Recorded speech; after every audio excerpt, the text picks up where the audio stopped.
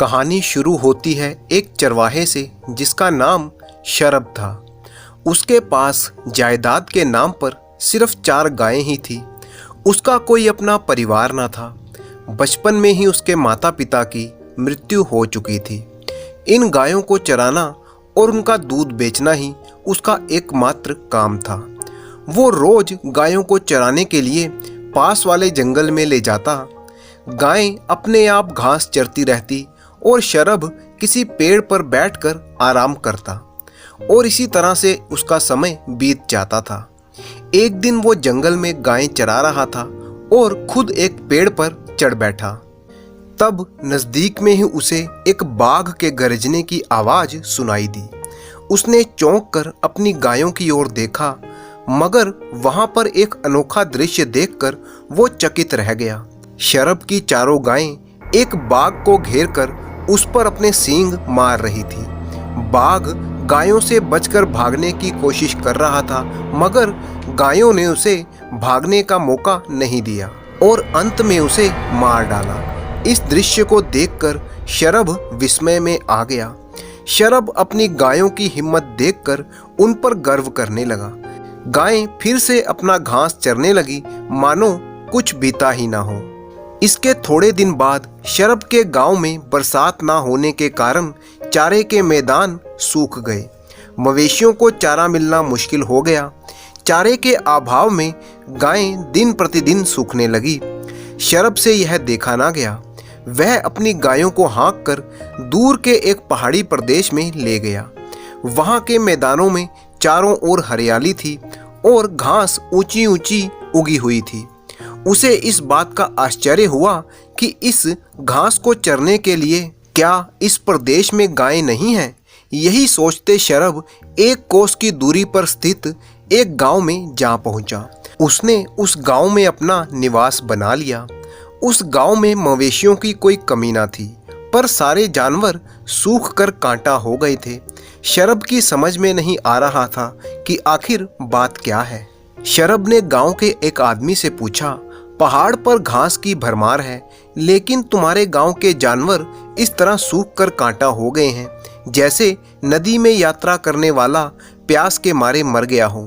आखिर इसकी वजह क्या है? भाई, हम लोग क्या बतावें। पहाड़ के चारों तरफ के घास के मैदान में बाघ और सिंह पहुंच गए हैं। वहां पर जो भी जानवर घास चरने जाता है वह फिर वापस दिखाई नहीं देता। धीरे धीरे हमारे मवेशियों की संख्या बहुत ही कम हो गई है, इसीलिए हमने अपने पशुओं को उधर जाने नहीं दिया। तुम्हें भी अपनी गायों को नज़दीक में ही चराना होगा। मेरी गायों का बाघ या सिंह कुछ बिगाड़ नहीं सकते। वे अपनी रक्षा अपने आप कर सकती हैं। आप लोग उनके बारे में जानते नहीं हो। गांव वालों ने सोचा, बेचारा यह अभी नया है, इसीलिए यहाँ की हालत नहीं जानता। कहता है बाघ या शेर इसकी गायों को नहीं मार सकते। यह अपनी गायों से हाथ धो बैठेगा। यह कोई मूर्ख मालूम पड़ता है। पर शरब पर गांव वालों की किसी भी बात का कोई असर नहीं पड़ा। उसे तो बस इतना पता था कि उसकी गायें किसी बाघ या शेर से नहीं डरती। वो रोज घास के मैदान में जाता और अपनी गायों को चराता। इसी तरह से दिन गुजर रहे थे। एक दिन की बात है, वो गायों को चराने के लिए ले गया।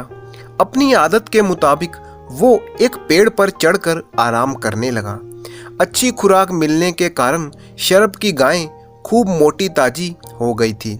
अभी कुछ ही क्षण बीते थे कि शरब को एक बाघ के गरजने की आवाज सुनाई दी, लेकिन वो घबराया नहीं। उसने अपनी गायों की ओर देखा। बाघ की आवाज झाड़ियों में से आ रही थी। गायों ने अब झाड़ियों को चारों तरफ से घेर लिया और सिर झुकाए खड़ी हो गई थी कि जैसे ही बाघ बाहर निकले उसे सींगों से मारने के लिए वो तैयार थी। शरब इस विचित्र दृश्य को देखता ही रह गया। बाघ ने एक और गर्जना की, लेकिन गायें डरने की बजाय झाड़ियों के और ज्यादा नजदीक चली गई, मानो वो बाघ का स्वागत करने वाली थी। तभी झाड़ियों में से शेर की दहाड़ सुनाई देने लगी। अब तो गायें अपने पैरों से धरती खुरचने लगी और इस तरह लग रहा था कि मानो वो कह रही हूँ कि हिम्मत है तो सामने आ जाओ, हम तुम्हारी जान लेकर ही छोड़ेंगी। इधर शरभ इस बात से हैरान था कि बाघ की गर्जना अचानक शेर की दहाड़ में कैसे बदल गई। आखिर माजरा क्या है? अब तो झाड़ियों में से कभी शेर की दहाड़ तो कभी बाघ की आवाज आने लगी।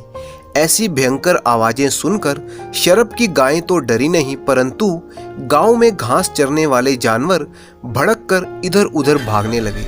गांव के लोग भी उनकी खोज में इधर उधर भागने लगे। इसी बीच शरभ दौड़कर गांव की ओर चला गया। गांव वालों को समझाने लगा, मेरी गायों ने बाघ और सिंह को पकड़ लिया है, तुम लोग आकर देख लो। कुछ लोग शरभ के साथ चल दिए। वे लोग अपनी जान हथेली पर रखकर शरभ के पीछे डरते डरते चलने लगे। जब शरभ उस झाड़ी के पास जाकर रुका जिसे उसकी गायों ने घेर रखा था, तब गांव वालों ने अचरज में पूछा, शरभ बताओ तो बाघ कहाँ पर है?